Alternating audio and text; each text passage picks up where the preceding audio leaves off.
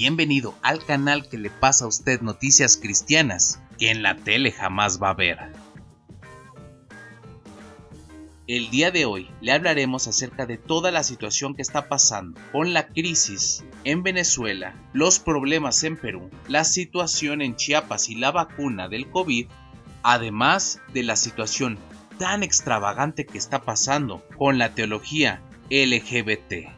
¿Estamos listos para comenzar?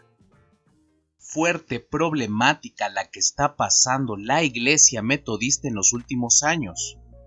Algunas de las iglesias tradicionales protestantes, sobre todo en países de origen anglosajón, han tenido muchísimos cambios doctrinales en lo que va de su historia reciente. Un ejemplo de esto se dio en los últimos días, cuando dos iglesias de Savannah, Georgia, que son Asbury Memorial Church y Wesley Oak Church, se separaron de la Conferencia del Sur de Georgia por la oposición de la denominación al matrimonio entre personas del mismo sexo y la ordenación al clero LGBTIQ. Y es que en una entrevista para el Christian Post, el pastor William Hester dijo que la congregación decidió abandonar la Iglesia Metodista Unida después de la sesión especial del 2019, donde mantuvieron la postura conservadora negando la ordenación del clero LGBT o el matrimonio entre personas del mismo sexo.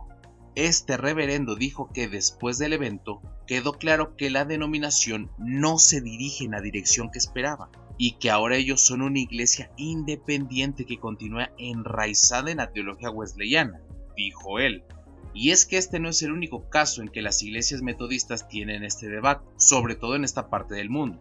Si bien estos temas ni siquiera se discuten en lugares como Latinoamérica, parece que en estas tierras existe la idea de que la iglesia debe abrazar un extraño progresismo. Y esto pasó, por ejemplo, en la Conferencia Metodista de Inglaterra el mes pasado, cuando con 254 votos a favor y 46 en contra, se permitió un cambio en la definición de matrimonio, permitiendo la unión entre personas del mismo sexo y la ordenación de ministros LGBTIQ.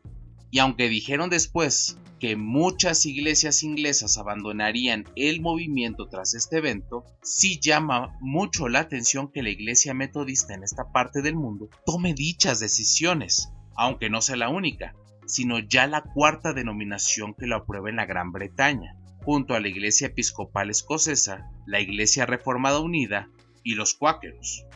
Independientemente de todo, sí llama mucho la atención la justificación de ellos al decir que la Iglesia no se puede quedar enraizada en ideas arcaicas. En pocas palabras, buscan modificar sus estatutos sin importar el contenido del único estándar dogmático, contradiciendo a la Biblia y dejando que cualquier idea progresista en el futuro domine la práctica eclesiástica al darle más autoridad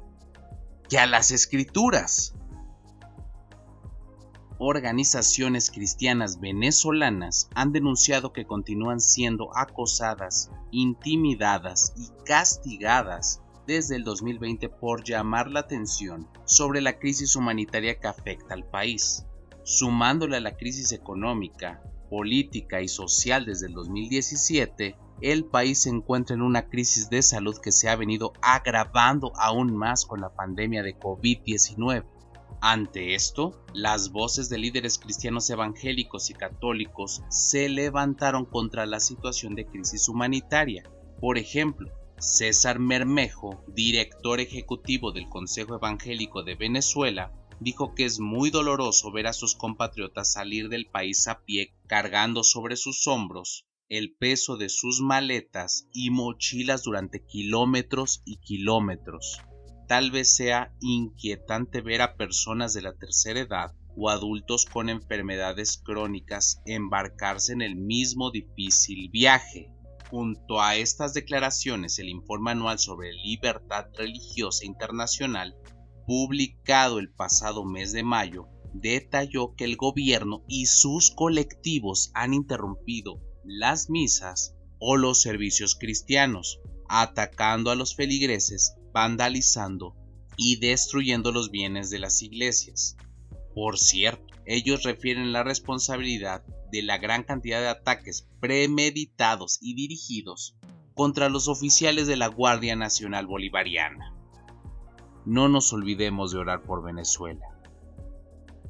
Los esfuerzos para poner fin al secuestro y la conversión con matrimonio forzado en niñas cristianas menores sufrieron un revés cuando la Corte Suprema de Pakistán se negó a intervenir en el tema. El juez de la Suprema Corte, Mushir Alam, rechazó el miércoles 14 de julio una apelación para una petición constitucional con el fin de proteger a las niñas cristianas de la conversión forzosa al Islam y el matrimonio con musulmanes. Habíamos puesto nuestras esperanzas en la Corte Suprema para abordar este agravio genuino de larga data con los cristianos pakistaníes, pero estamos profundamente decepcionados y entristecidos por la decisión, dijo el obispo Asad Marshall, presidente del Consejo Nacional de Iglesias de Pakistán, aunque recalcó que el tribunal ha declarado en la orden que abordará este asunto si le presentamos un caso específico. La petición, que fue presentada por el abogado de derechos humanos Saif Uf-Maluk, afirmaba que Pakistán otorga un grado de permanencia de secuestro y conversión forzosa de niñas cristianas al permitirles casarse con musulmanes sin determinar las presiones que se ejercen sobre ellas cuando realizan declaraciones de consentimiento ante juicios y tribunales superiores, sin tener en cuenta su madurez intelectual, emocional y social. La petición afirmó que los tribunales no consideran si las declaraciones de consentimiento son voluntarias o el resultado de amenazas, abuso, condicionamiento o temor al estigma social, además de que pedía al tribunal que reconociera la diferencia entre las leyes penales pakistaníes y la ley islámica, ya que esta última es una de las principales causas de la explotación. Si bien la ley de ese país castiga con la pena capital la violación a menores de 16 años, el matrimonio no puede considerarse inválido porque la ley islámica establece que una niña en la pubertad puede casarse. El principal líder de la iglesia dijo que él y otros se han acercado repetidamente a eruditos islámicos y ministros del gobierno para establecer parámetros en la conversión religiosa, pero que no ha habido un esfuerzo sincero por parte del gobierno para resolver el problema. Esperemos que este proyecto de ley presentado por los hermanos y que tiene grandes puntos en su contenido pueda llegar a analizarse y Dios quiera aprobarse pronto. Autoridades de salud chiapanecas sostuvieron una reunión con líderes de las diferentes religiones a fin de que ellos sean portavoces con sus fieles y así poder fortalecer la confianza en quienes no la tienen y puedan acudir a los centros de vacunación.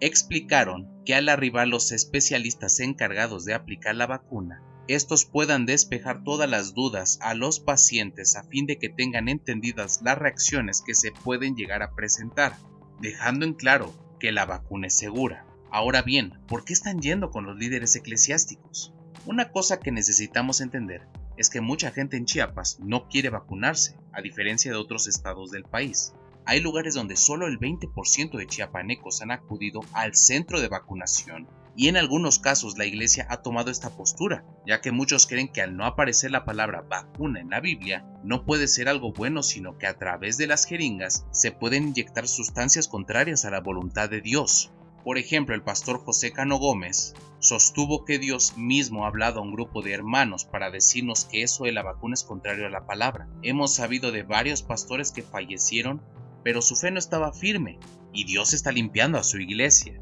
A él se suma Víctor López Santís, quien dice que nos quieren imponer una manera para sobrevivir que es diabólica, para hacernos dependientes de un solo hombre a todos en este mundo. Creemos que cada hombre y cada mujer son libres para vacunarse, pero estamos previniendo a nuestras congregaciones para que no sean engañados.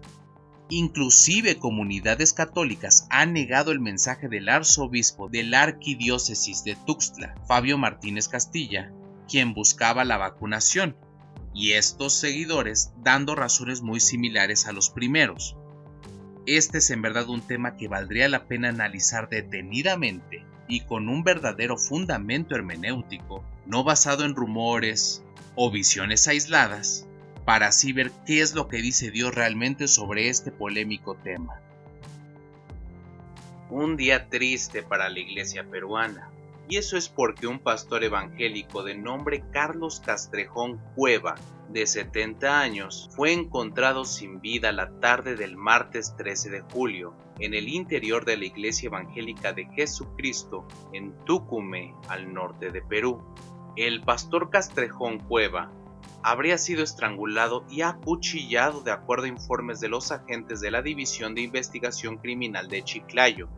Todo parece indicar que el crimen al pastor tiene relación directa con el asesinato al empresario molinero Luis Fernando Peralta, cometido presuntamente por Fortunato Asenjo Puelles en febrero de este año, y el pastor iba a fungir como testigo de este homicidio, a pesar de haber recibido amenazas por Asenjo, el presunto homicida del empresario.